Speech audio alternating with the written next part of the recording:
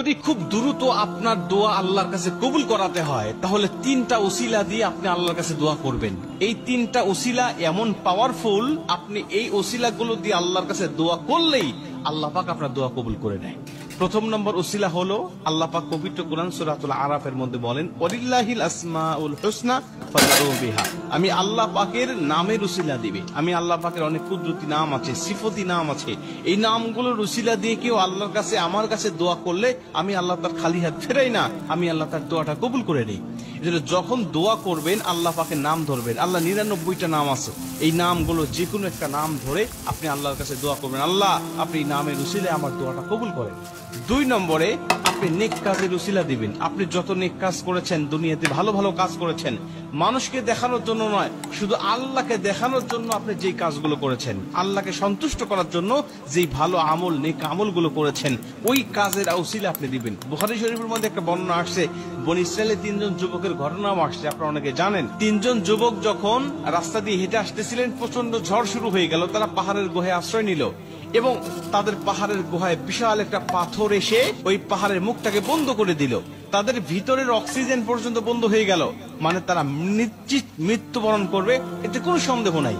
তারা ভাবলেন, মারাই যখন যাব, এখানে মারা গেলে কেউ আমাদের জানাজা দিবে না, দাফন হবে না, কাফন হবে না, নিশ্চিত কেউ জানবেই না যে আমরা 3 জন এখানে মরে পচে আছি, কেউ জানবে না। অতএব আল্লাহ পাকের কাছে একটু দোয়া করি, দেখি আল্লাহ আমাদেরকে এখান থেকে পরিত্রাণ দেয় কিনা। তারা বললেন, কিভাবে দোয়া করা যায়, কিভাবে দোয়া করলে আল্লাহ আমার দোয়াটা কবুল করবে। তারা আল্লাহ পাকের কাছে নেক কাজের উসিলা দিলেন। 3 জন যুবকের প্রথম নম্বর যুবক নেক কাজের উসিলা দিলেন, 3 ভাগের 1 ভাগ পাথরটা সরে গেল। ঘটনা আপনারা জানেন, আমি বলছি না। এবার দ্বিতীয় জন যখন আবার দিলেন, আবার 3 ভাগের 2 ভাগ সরে গেল। আবার তৃতীয় জন দেওয়ার পরে পুরো পাথরটা মুখ থেকে সরে গেল। তারা 3 জন বেঁচে আসলো। প্রিয় ভাইরা আমার, তারপরে নেক কাজের উসিলা দিয়ে দোয়া করলে আল্লাহ পাক তার দোয়াটা কবুল করে নেয়। এবং 3 নম্বরে কালেমার উসিলা, আপনি কালেমার উসিলা দিবেন, লা ইলাহা ইল্লাল্লাহু মুহাম্মাদুর রাসূলুল্লাহ। এই কালেমার উসিলা দিয়ে কেউ যদি আল্লাহ পাকের কাছে দোয়া করে, আল্লাহ পাক তখন তার দোয়াটা কবুল করে নেয়।